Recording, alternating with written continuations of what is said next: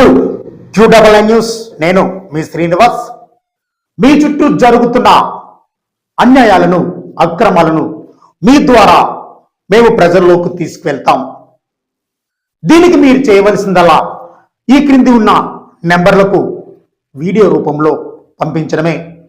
ఇలాంటి latest news update మీ మొబైల్లో వెంటనే పొందాలనుకుంటే తప్పనిసరిగా అదే మన QNN న్యూస్ ఛానల్ని సబ్స్క్రైబ్ చేయండి.